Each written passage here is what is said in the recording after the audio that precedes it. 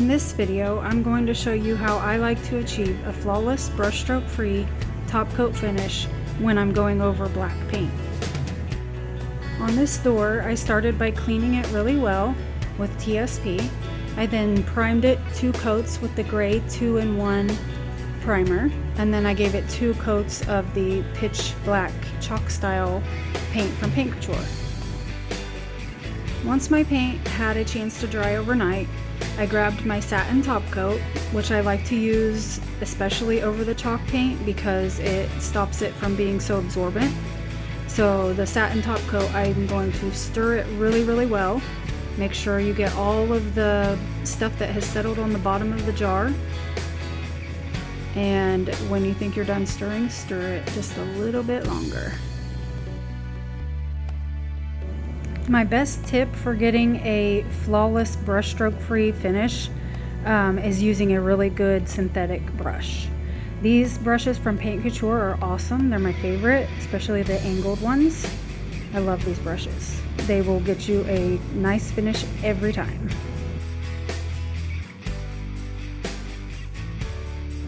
As you can see, this top coat does go on looking kind of white or blue, but don't worry, it definitely will dry clear.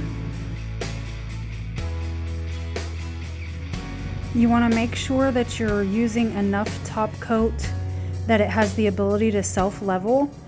You don't want to use too much to where you have drips, but you do want to use plenty of top coat. It's also important that you don't overwork the top coat.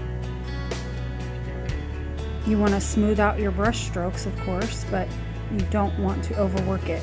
It can dry as you're brushing it on, and that will cause you to have brush strokes in your finish. So just a couple swipes across, smooth it out, and then move on to the next line.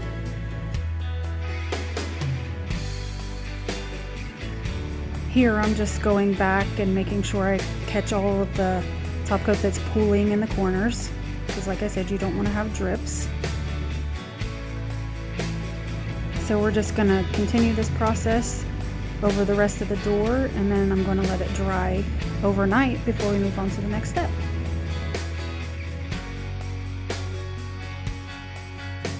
Here is what my door looked like the next day. As you can see, this door was rough and had a crackled finish to it that I painted over. And the brush strokes that you can see here are in the paint finish, not in the top coat.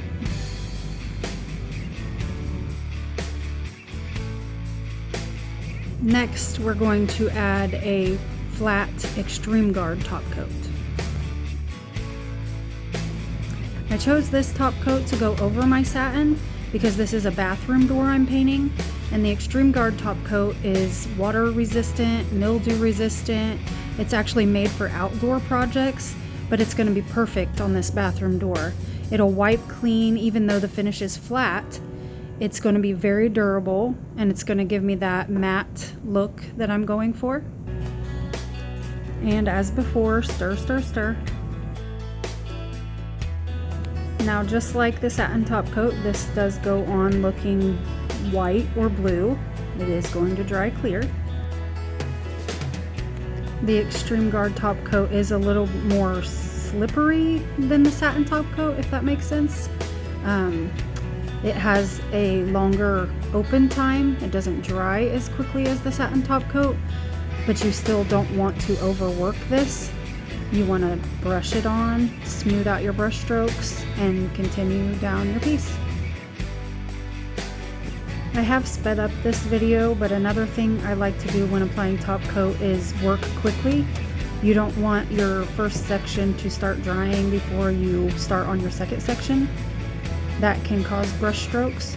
So move along as quickly as you can while you're trying to catch all the drips and runny spots, and smooth out your brush strokes, and again, let it dry overnight.